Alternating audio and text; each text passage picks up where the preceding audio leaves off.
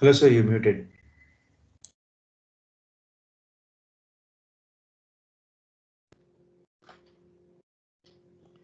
Thank you, Chirag, and good afternoon. Let's begin.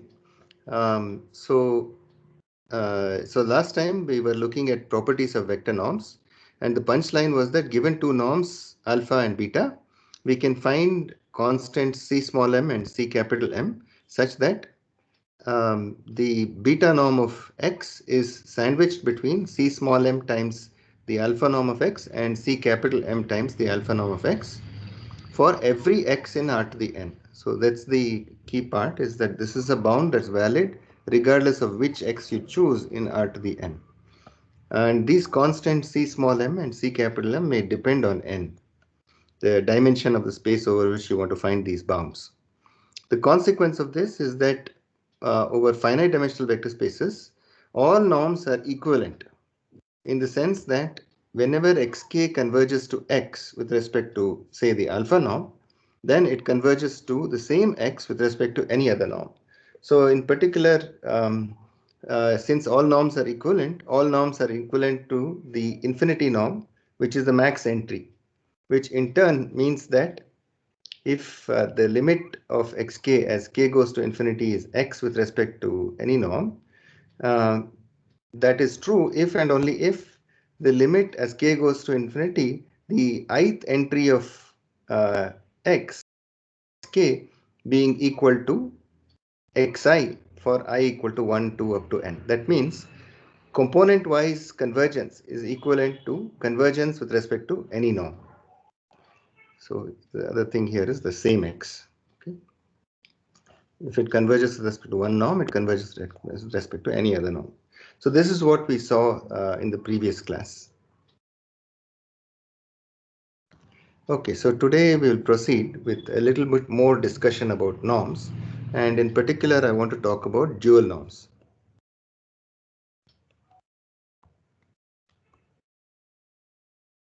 This is also another way to generate norms from other norms. So the definition is like this. If f denotes a prenorm,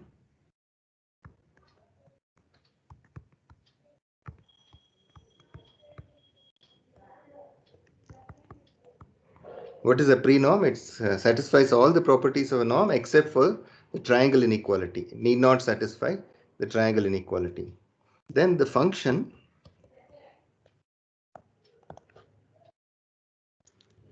fd of y, defined as the max over all x such that f of x equals 1 of y transpose x, is called the dual norm.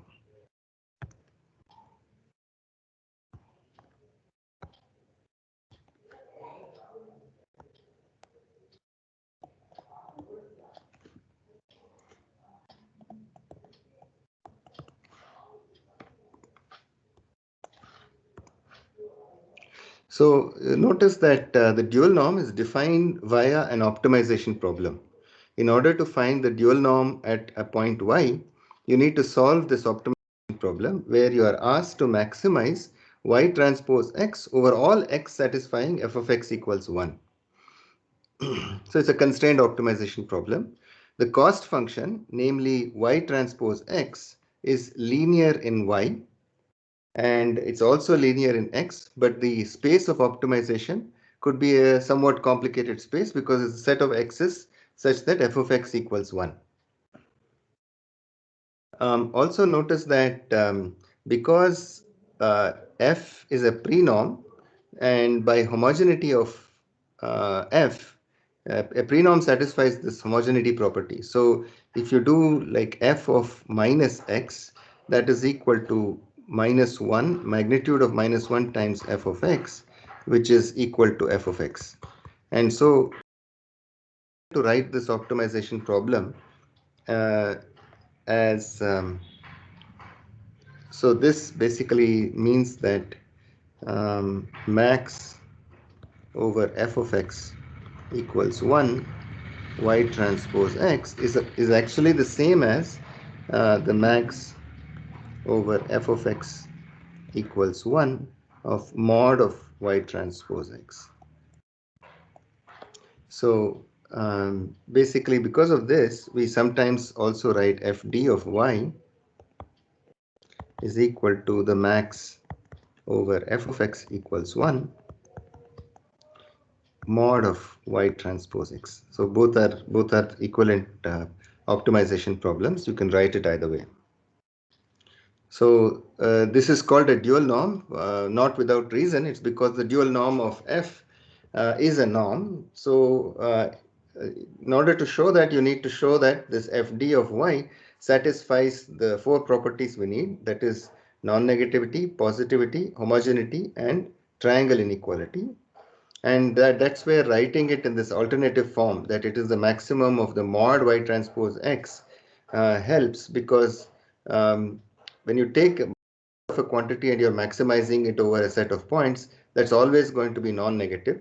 And so clearly fd of y is non-negative. Um, so the other point is that it is positive unless y is equal to 0. In order to see that, if you take so I'll just write this here. Fd of y is norm,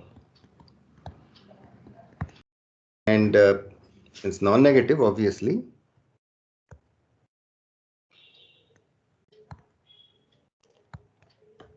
And for positive, if y is not equal to 0, then fd of y, which is the max f of x equals 1 mod y transpose x, this I can lower bound by choosing a specific value of y, and I will particularly choose mod of y transpose y over f of y. And this y over f of y satisfies f of x equals 1. I'll write it up here. F of y over f of y. F of y is just a scaling and it's non-negative, so I can write that as 1 over f of y times f of y, which is equal to 1. And so this satisfies this constraint. And so the max over all possible x such that f of x equals 1 is at least equal to the value mod of y transpose x takes for a particular value of x satisfying the constraint. And that is this one. And this is equal to the norm y L2 square divided by f of y, and this is strictly positive because y is not equal to 0. F of y is strictly positive because y is not equal to 0, and therefore this is strictly greater than 0. And we also have that fd of 0, because if I take the 0 vector, no matter what I multiply, which x I choose here, y transpose x is always equal to 0, and so the max that mod y transpose x can achieve for over all x such that f of x equals 1 is just equal to 0. So it is equal to 0 when y equals 0, and it is strictly greater than 0 for y not equal to 0. So it satisfies the positivity property also. Sir? Yeah. Sir, could you explain how f of x is equals to max of mod y transpose x? Because we are not multiplying anything with, I mean, like mod of -1, there was like nothing is multiplied to x. No, it's trivial actually. So suppose, suppose, in fact, so if you want to minimize this quantity, y transpose, suppose you solve this problem and you get an x where this is maximized. If you just take minus x, then obviously this quantity will get minimized when you substitute minus x. That also satisfies this constraint. And since this attains its maximum at that particular x, this will attain its minimum at minus x. So, so if there is an x for which this quantity is negative and very large, by just substituting minus x, you can achieve the same large value, but in the positive direction by replacing x with minus x. And that's why the two problems where you are writing fd of y equal to the max over uh, f of x equals 1 of y transpose x is equivalent to writing it as fd of y equal to the max mod y transpose x over all x such that f of x equals 1. So the mod has been done so that we always get the maximum value and never the minimum value. No, no, no. Even if you didn't take the mod, you will get the maximum value.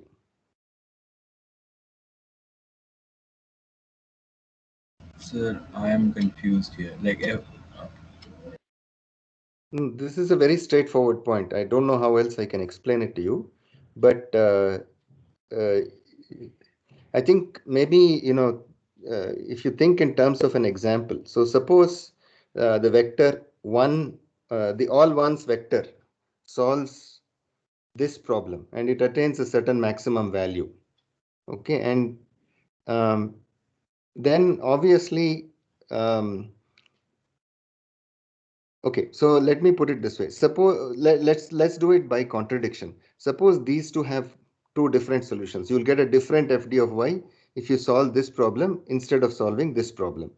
Then suppose this problem gave you a solution. Let's say, for example, the all ones vector is the solution to this problem. It gives you the max of mod of y transpose x. And suppose that happened because y transpose x for the all ones vector was like minus 100, and when you took the modulus you got plus 100, and that was the biggest value that the second optimization problem here could take. Then in this problem I can equivalently use minus all ones vector, and if this was getting a value of minus 100, this will get me a value of plus 100, and that will be the maximum value that this optimization can attain. So another way, if you want me to tell it to you in yet another way, um, this problem that I've written here is, I can also write this as, I'll write it down here. So I can also write it as fd of y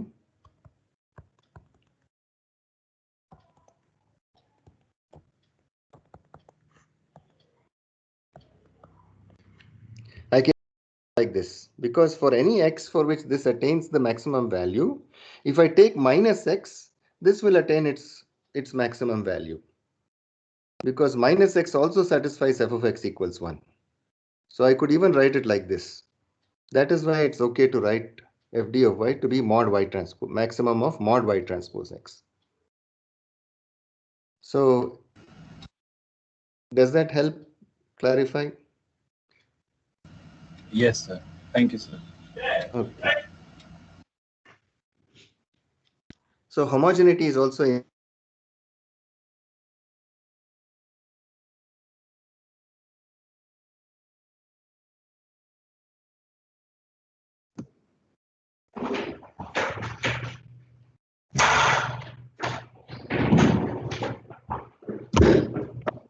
are you able to hear me?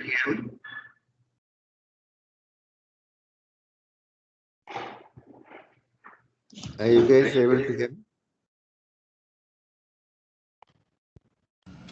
Yes, sir. Okay. So this cost function itself is linear in y, so it's obviously homogeneous. The only non-obvious property to show here is the triangle inequality. Remember that f of x itself need not satisfy the triangle inequality, but fd of y does satisfy the triangle inequality. So what we need to show is that if I take fd of y plus z, I need to show that this is less than or equal to fd of y plus fd of z. That is what the triangle inequality says. The norm of x plus y is less than or equal to norm of x plus norm of y. So I need to show that this fd of y plus z is less than or equal to fd of y plus fd of z. So this fd of y plus z by definition is the max over all x such that f of x equals 1 of mod of y plus z transpose times x. And I can write this as So this is y transpose x plus z transpose x. And if I split this, the mod of the sum of two numbers is at most the sum of the mod of the two numbers. So I just write that as max over f of x equals 1 of mod y transpose x plus mod z transpose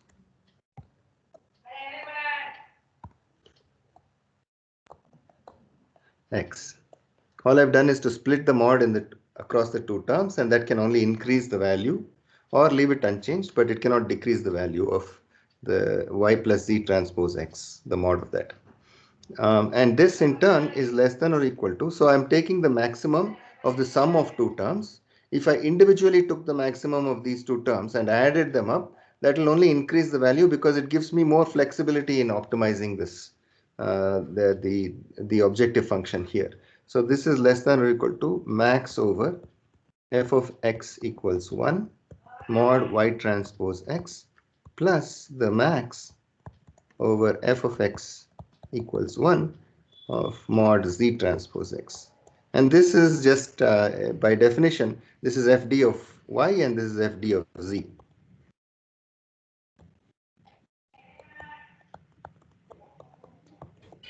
Sir, So we see that, yeah, sir, initially you told that all the properties will be satisfied for prenorm except the triangle inequality may not satisfy. may or may not be satisfied. Yes. But you are proving that it will be satisfied. No, I'm showing that fd of y satisfies triangle inequality, not f of y. Okay. Oh, okay. Okay. Sorry. Yeah. So basically, fd of y satisfies all the four properties needed uh, to be called a norm, and therefore the dual norm of a prenorm is always a norm.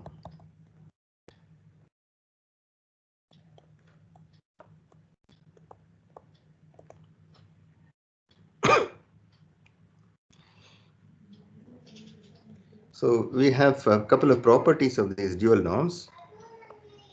The first is that let f be a prenorm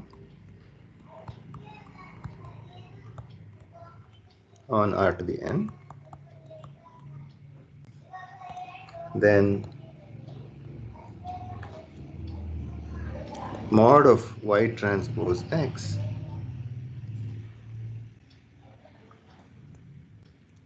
is less than or equal to f of x fd of y, and it's also less than or equal to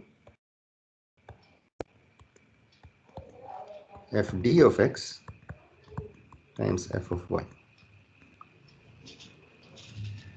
So this is a little reminiscent of the Cauchy-Schwarz inequality, um, which says that mod of y transpose x is less than or equal to the L2 norm of x times the L2 norm of y. Um, it turns out that the dual norm of the L2 norm is the L2 norm itself. So when I consider f to be the L2 norm, which is of course a vector norm, but it's also a prenorm, then these inequalities reduce to the Cauchy-Schwarz inequality. And this is true for every x, y belonging to R to the n.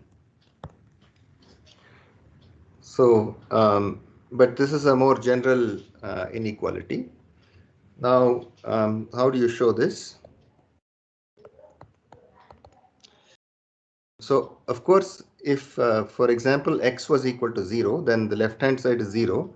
The right-hand side is also equal to 0 in either case. And so the inequalities certainly holds when x equals 0. So, if x equals 0, so let x be non-zero. Then what we have is let me consider consider the quantity y transpose x divided by f of x. Since x is not equal to 0, f of x is non-zero, so I can consider the vector x over f of x, and this is less than or equal to the max over all z such that f of z equals 1 of mod of y transpose z. Why is this true?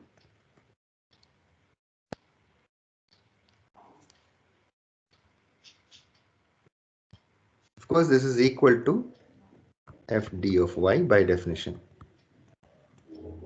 And the inequality immediately follows. So this implies, I'm just going to take this f of x to the other side. It's strictly positive. So mod y transpose x is less than or equal to f of x fd of y. But why is this inequality true?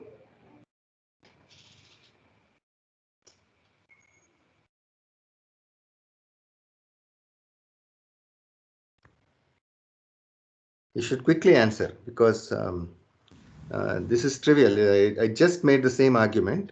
X over f of x is one such vector such that f of z equals 1. If I took f of x over f of x, I will get the value equal to 1. So it satisfies this constraint. And so here what I'm doing on the right hand side is I'm not restricting myself to x over f of x. Instead, I'm considering all possible z such that f of z equals 1, and I'm maximizing y transpose z. So this is like one candidate solution to this optimization problem.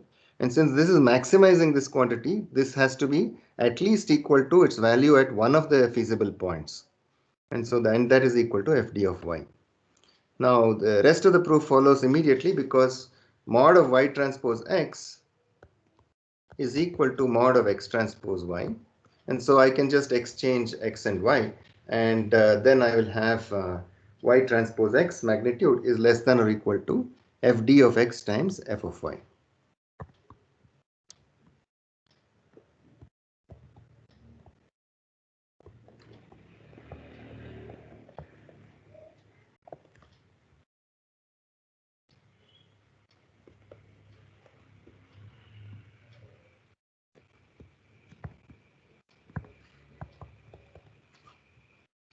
Okay. So, so now that we've defined dual norms, we can ask, are there some, we looked at some examples of norms, and we can ask what are the duals of those norms. So here is one result which will help to answer that. If x and y are vectors in R to the n, then mod of y transpose x is equal to mod of sigma I equal to 1 to n yi xi, which is less than or equal to, I'll take the mod inside, that will only increase the value, or it cannot decrease the value, I equal to 1 to n mod of yi xi, which is less than or equal to. Now what I can do is, in this summation I can pull out the largest value of y, and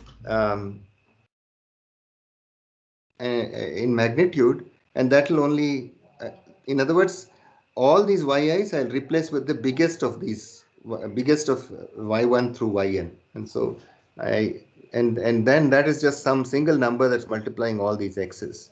So I'll write it like this. So max 1 less than or equal to I less than or equal to n mod yi times sigma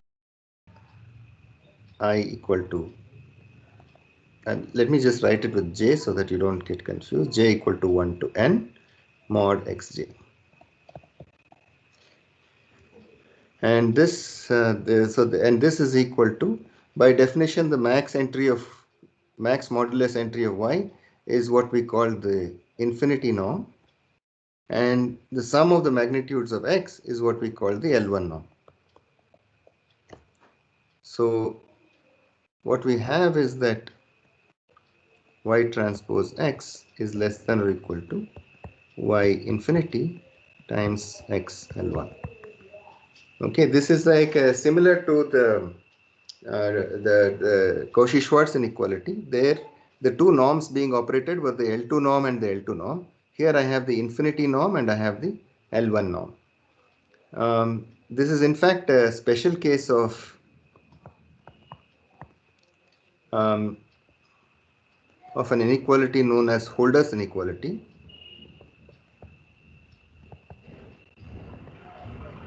which says that mod of y transpose x is less than or equal to norm x LP norm times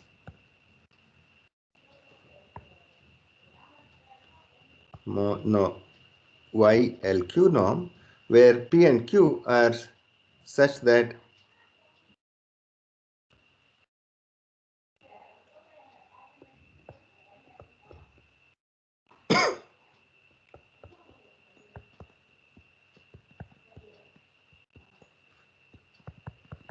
1 over P plus 1 over Q equals 1. So for example, if I choose P equals 1, then I must choose Q equals infinity, so that 1 plus 1 over infinity, which is 0, equals 1. So it reduces to this inequality when I set P equals 1. So the question now I can ask is, if I'm given y, when will equality hold here? Or for what x will equality hold?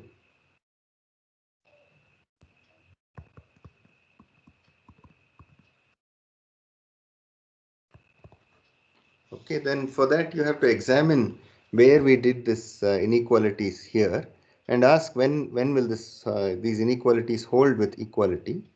Now the when you take the modulus inside, this will hold with equality if each of these terms were already non-negative. And so then there is no cancellations that are happening across the terms here. And so taking the mod inside doesn't really change this value, so the two will be equal. And so so this should be non-negative. And then when will this not affect it? It won't affect it if the x is such that pulling out the maximum value of yi doesn't affect this overall summation. In other words, if x was chosen such that it has a non-zero entry only for the entry of y which solves this optimization problem. That is, suppose the first entry of y was the maximum magnitude entry, then then if only the first entry of x was non-zero and all other entries of x were equal to 0, then the other terms in the summation are not contributing to the sum anyway. And so then pulling out this maximum value, which is the first entry of y, is not going to change the value of this quantity. I mean, these two will become equal. So basically, so suppose x was such that, Sir, yeah, alternatively, we can say that all the values of y are equal. Will that make sense? no, I'm saying y is given. I'll come back to that. That's a good point. I'll come back to this point in a moment when I ask Okay. the alternative question, which is, when given an x, when will the equality hold? Then your answer is absolutely right. You want to Okay. choose all the values of y to be equal. But now I'm looking over all x's such that the L1 norm of x is equal to 1. And I'm asking, when will equality hold in here, Okay, sir. Yeah. in this inequality? And so if so the equality holds when xi equals 1 for I equal to the argument 1 less than or equal to k less than or equal to n, that maximizes mod yk and 0 otherwise. Then so that is the x. In other words, what I have just done is I've actually solved the problem I've actually solved what is the maximum over all norm x L1 equals 1 of mod y transpose x. So I'm given a y, I'm asking what is this value, and this is equal to the magnitude entry of y, which is equal to norm y infinity. But by definition, this is equal to the dual norm of uh, the L1 norm. So I'll write that as norm y L1 dual. Basically, the dual norm of the L1 norm is the L infinity norm. And similarly, I can ask the alternative question given. So in other words, what I'm trying to show you here is how to find the dual norm. Okay, given a norm, we ask what is the dual norm of a given norm. This is how you solve it. So for given x, um, when will equality hold?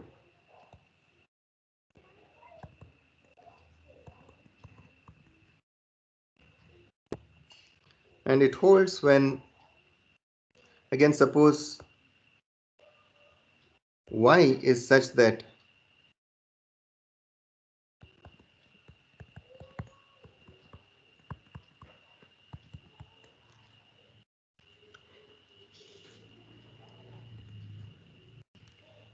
then basically what I have to do is to choose yi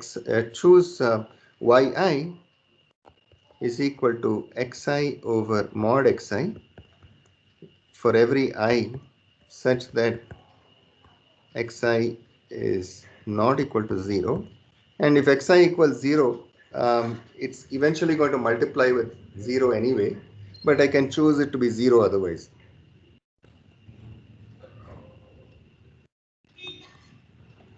I can choose it to be any value less than 1 in magnitude, but because the y infinity is bounded by 1, so I shouldn't choose a entry of y to be greater than 1, but I can choose it to be 0 otherwise. Then this implies y infinity, the dual norm, which is equal to the max over all x such that x infinity equals 1 of mod y transpose x. Now if I substitute this yi into that summation above, you can see that this is equal to the mod xi will cancel with the mod xi, and so you'll be left with summation of mod xi, and so this is equal to norm y L1. So the dual norm of the L infinity norm is the L1 norm. Okay, so specifically what did I do here? I'll just repeat this for the sake of clarity. What I did was recall that by definition the dual norm is like this. If I want to find the dual norm, I want to solve this optimization problem. Maximize y transpose x magnitude subject to f of z equals 1. So I can choose this f to be some particular norm or a pre-norm, and I can ask what is the dual norm. In order to find this, again, I have to solve this optimization problem. Now, one typical trick in solving optimization problems is to find an upper bound on the cost function and try to see if there is a z satisfying the constraint where you actually achieve this upper bound. If you can find an upper bound, so suppose I could find some so if there exists some, say, zeta such that mod y transpose z is less than or equal to zeta for all z,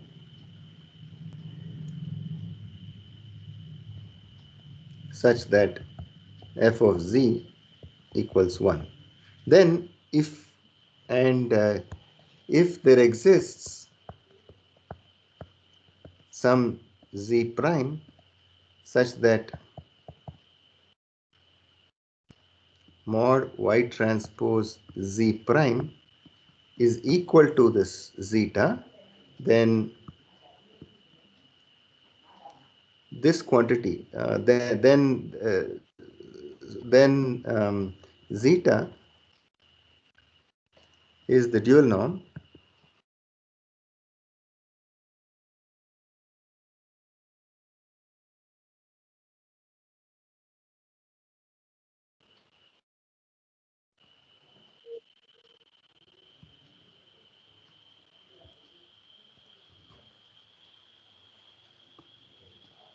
Can you hear me?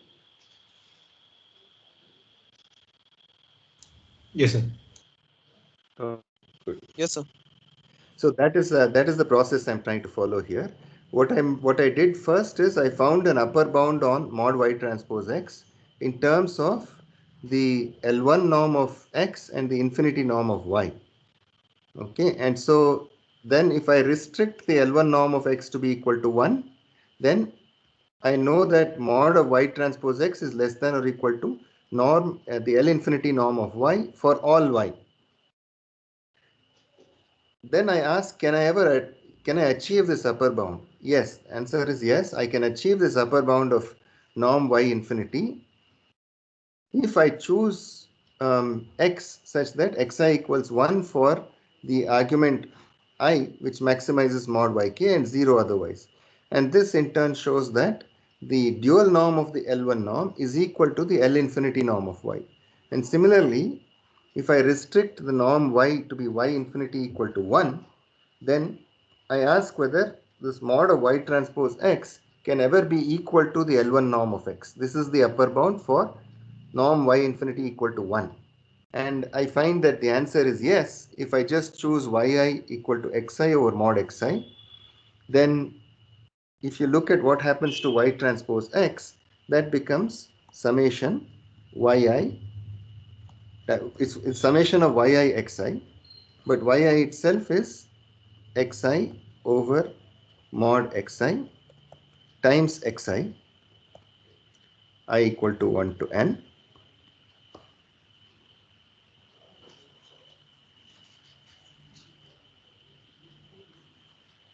And this is xi times xi over mod xi is, so this is equal to um, summation I equal to 1 to n mod xi.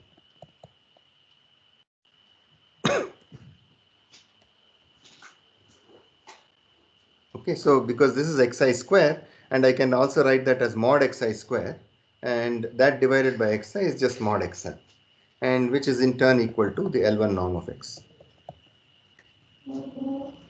And as a consequence, the dual norm of the L infinity norm is the L1 norm.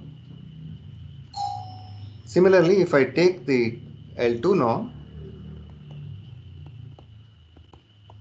then I have from Cauchy-Schwarz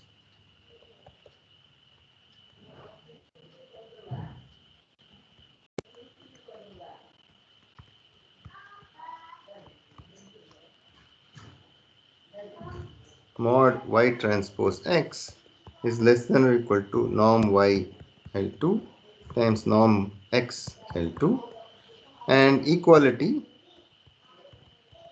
if and only if x and y are dependent, or x is equal to some alpha times y. So in particular, if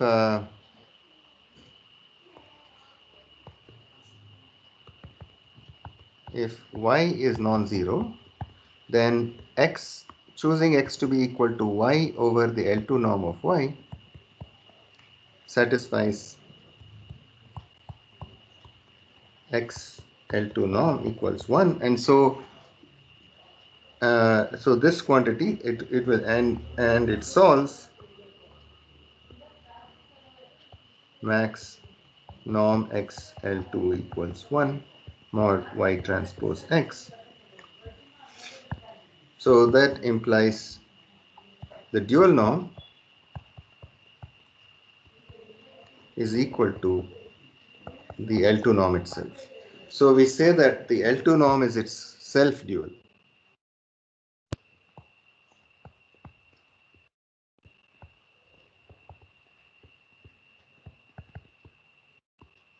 In fact, it is the only norm that has this property. Sir, in the previous one, the dual norm of y infinity should be x, norm of y x1, no?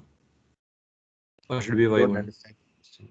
The previous equation, dual norm of y infinity should be one norm of x, no, not y.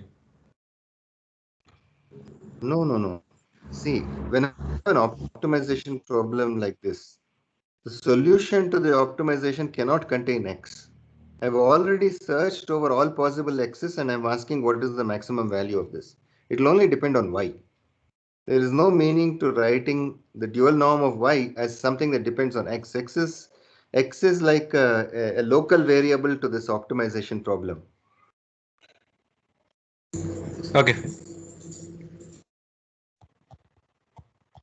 It is the only norm which is self-dual.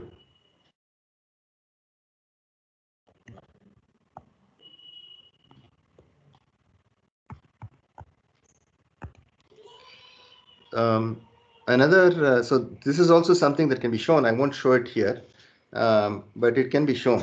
So if you start from the property that the dual norm of a given norm is equal to the norm itself, you can then derive and show that that norm must be the Euclidean norm. And also another property is that the dual norm of the dual norm of a vector norm. So we start with a norm, we find its dual norm, and then we ask what is the dual of that dual norm. And you see from these two examples that if I started with the L1 norm, the dual of that is the L infinity norm. Then if I asked what is the dual of the L infinity norm, I get back the L1 norm. Here also in the second example, anyway, if I take the dual norm of the Euclidean norm, I get the Euclidean norm. Then if I ask what is the dual of that, it is again the Euclidean norm. And this property is true for all norms.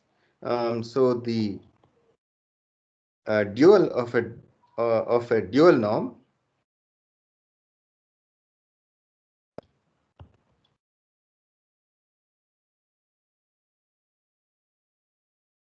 of a vector norm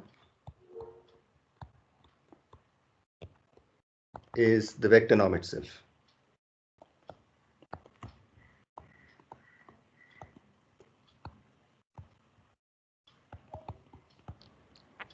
Sir? So you can't go on producing new norms by finding the dual of the dual of the dual and so on. You can do two of them and that's it. You stop there. Yeah. What is the question? Yeah, my question is, should taken a norm, should the dual norm always exist? I mean, for any norm, do we have a dual norm for it? Yes. So essentially the point is you're maximizing a linear, which is a convex function, over a compact set. So it will always have a maximizer within that compact set. And so the dual norm always exists. It may not always be easily computable. You may need to solve an optimization problem like this. In some special cases, like the ones we considered, it's possible to work out what is the solution to this optimization problem, but that need not always be the case. And so one more doubt, in the LP norm that we have defined, can P be any rational number or should it be only a positive integer? It can be any number, yeah, any rational number. It can even be an irrational number. Okay, P then and Q. one other follow-up question, sir. So given a norm, say LP norm, Mm. can I say that its dual norm will be an LQ norm where P and Q satisfy the Holder inequality? Is I it think so. necessary? I think so, but I need to double check that. Yeah, so this inequality itself suggests that this inequality is Holder's inequality. It's a generalization of the Cauchy-Schwarz inequality.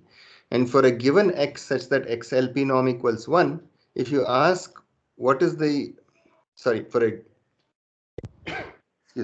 a given y, if you fix x such that xLP norm equals 1, and then you ask among all such vectors whose LP norm equals 1, when can the maximum of y transpose x be attained?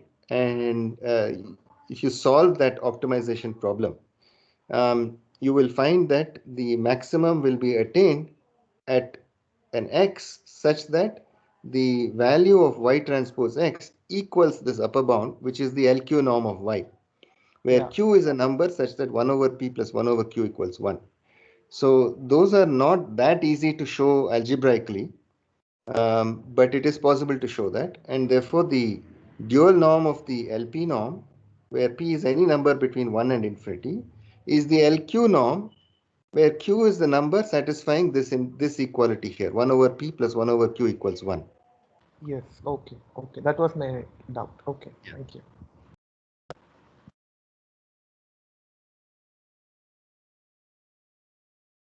So with this, we'll move on to the next topic, which is matrix norms.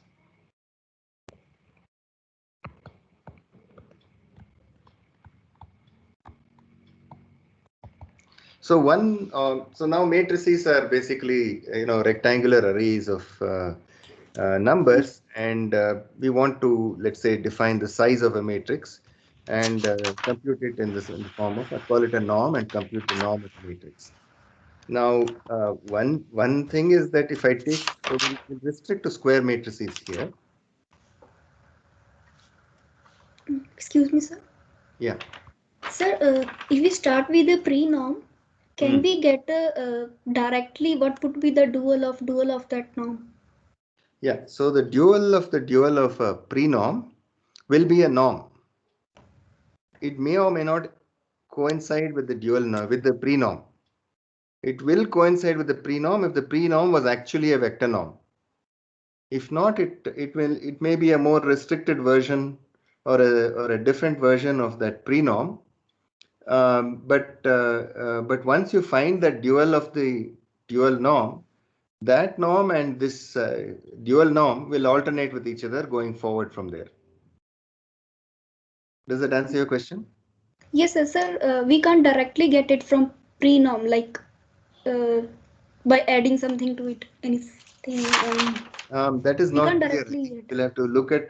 So you're asking whether the dual norm of the dual norm of a prenorm can be written in terms of the prenorm itself by adding something or making Yeah, some yeah, yeah. modification to it. I don't Yes. know that there is a simple modification to a prenorm that will make it satisfy the triangle inequality and therefore become a vector norm, which is the same as the dual of the dual norm of that prenorm. I don't know that there is such a thing. So as you can see, the wonderful thing about matrix theory is that it's very easy to ask a question for which it's in fact very difficult to know, to find an answer. So we will discuss a lot of very deep results in this course, but always keep in mind that if you are lucky and in later in life or in your research, if you are faced with a problem which coincides with one of these deep results that we will be looking at, then you can use those results and you can say very interesting things. But if it doesn't coincide with the results that we are discussing, it's oftentimes quite difficult to say what happens. So so that's one of the very interesting things about matrix theory. If you go slightly off the beaten path, you may quickly be off in some uncharted territory where you'll actually have to derive new results in order to understand what's going on. Okay, so what I was saying about matrix norms is that if I take a matrix which is of size n by n, what I can do is I have all these entries. I can simply vectorize them, and I can construct an n squared length vector, and then I can say that now I can convert this into a big vector, a big long vector of size n squared by 1, and then I can say I'll use some vector norm. Now this is one way of measuring the length or size of a matrix. Let me just say length rather than size, because size can also be taken to mean the dimension of the matrix.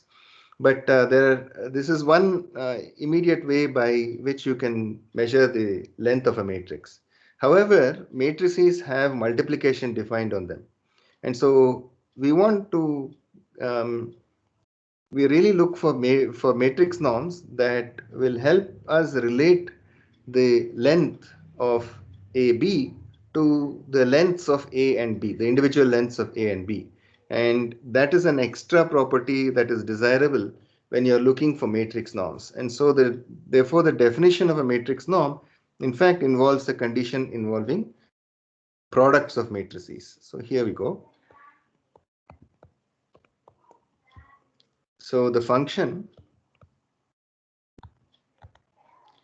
and as I told you in a previous class, I'm going to use 3 bars to denote a matrix norm. And this is a mapping from R to the n cross n to R is a matrix norm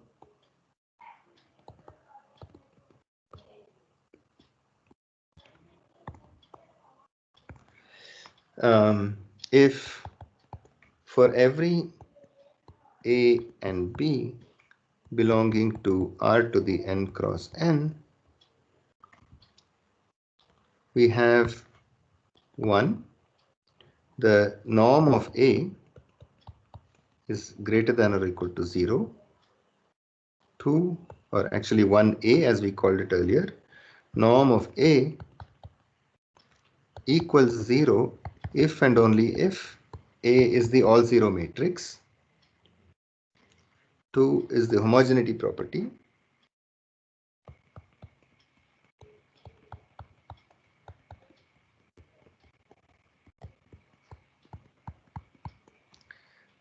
for every C in R, and 3 is the triangle inequality.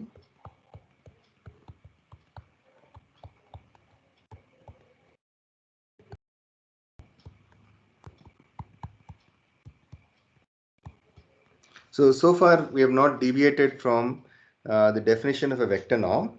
In fact, if I vectorize a matrix like this, and then I compute any vector norm on this vector, that will satisfy all these 4 properties.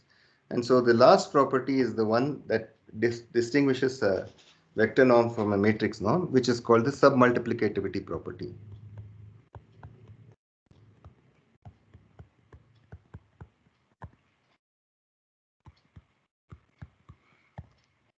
So why do we need this will be clear when we discuss matrix norms going forward, where this property turns out to be very useful, showing that a matrix norm defined like this does turn out to be quite useful. And so again, just for the sake of completeness, this is what we call the non-negative. This is what we call the positivity property. This is what we call the homogeneity property.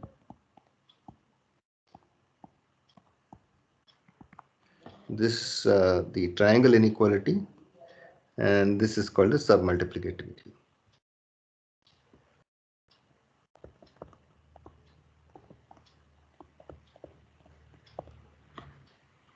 Okay, if only these properties are satisfied, then this is called a generalized matrix norm.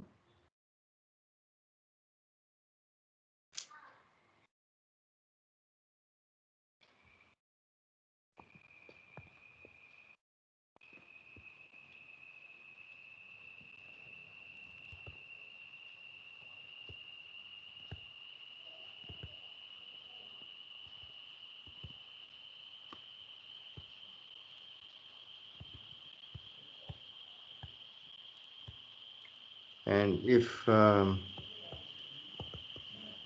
is not satisfied, then as usual we call it a semi-norm.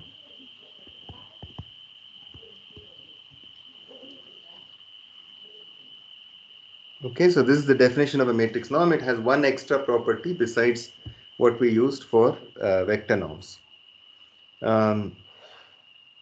So I can make a few immediate observations.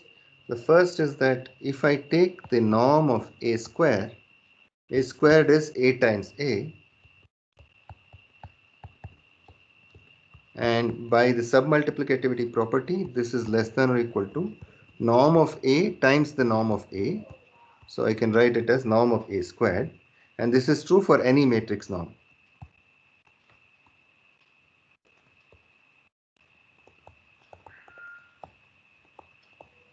So if you take the length of a matrix, um, the length of the square of the matrix is at most the square of the length of the matrix, and that's true for every norm.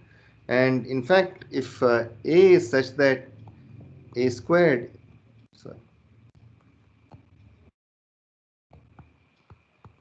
if A is such that A squared equals A, what do we call such matrices? Idempotent. Idempotent matrices, exactly. If A squared equals A, on the left side also I get norm of A, and so I can cancel this norm of A on both sides, and I can then say that norm of A should be greater than or equal to 1. So for any A such that A squared equals A, then norm of A is greater than or equal to 1. And in particular, the identity matrix is one such matrix for which A squared equals A, and therefore norm of the identity matrix is greater than or equal to greater than or equal to 1 for any matrix norm.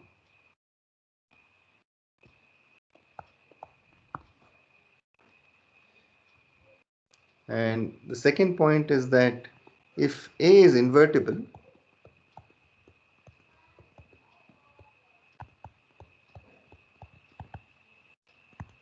then we have that identity matrix equals A times A inverse. And once again, if I use my submultiplicativity property, the norm of the identity matrix, which is equal to the norm of A inverse, is less than or equal to the norm of A times the norm of A inverse, which means that if I asked what is the length of A inverse, it is at least equal to the norm of the identity matrix divided by the norm of A.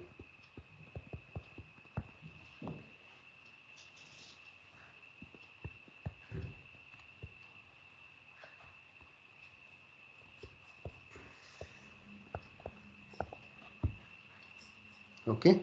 Now there are many more properties. We'll discuss them as we go along.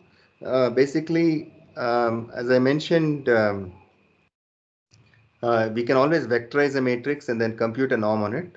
And some of the vector norms that we've looked at are in fact matrix norms when you apply it to uh, uh, R to the n cross n, but others are not. Um, so I can okay, so I'll need to, so I'll just make a remark here. So if I take, for example, if I take the L1 norm and if I define, so I'll define it with 2 bars here. This is just a function and I'll define it to be sigma I j equal to 1 to n mod aij, and I ask, is it a matrix norm? And the answer is this is a matrix norm. Now, clearly this, because it's an L1 norm, it already satisfies the first, these three properties. Norm A greater than or equal to 0, this and this, triangle inequality. The only thing you need to show is that it will satisfy the submultiplicativity property also. Because the L1 norm is in fact a vector norm, it satisfies all these three properties. So we'll show that the next time and continue discussing other norms. And norm, and I'll say while the if I define A infinity to be equal to max 1 less than or equal to ij less than or equal to n mod aij. So instead of taking the max, I'm taking the max of the vectorized version. This quantity is not a matrix norm.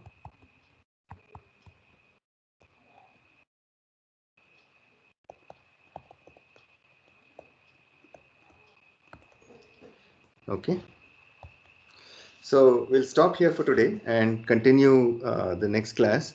If I remember correctly, Monday is an institute holiday. Can anybody confirm that? Yes, sir. Yeah. Yeah. So we won't be meeting on Monday, and you also won't get an assignment on Monday. We won't do an assignment on an institute holiday, but in lieu of that, we will get an assignment on Wednesday. Meanwhile, over the weekend, at some point, I'll upload one more homework, so you can start looking at that homework. So that's it for today. We'll stop here, and we'll meet Sir, again next Wednesday. Yes. sir, I had one question that I mean this matrix norm translate to the tensors as well. So we have, let's say 3D matrices we have then. A lot of it does.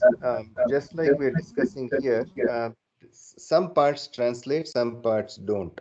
But the analysis of tensor norms is beyond the scope of this course, so I won't be discussing that here. I'll discuss about matrix norms, but if you're interested in tensor norms, I can point you to some references. Actually, the one of the reference textbooks does cover quite a lot about tensor norms. You can look at the textbook and learn for yourself about tensor norms. Yeah, Sure, sir. I'll look. yeah. Sir.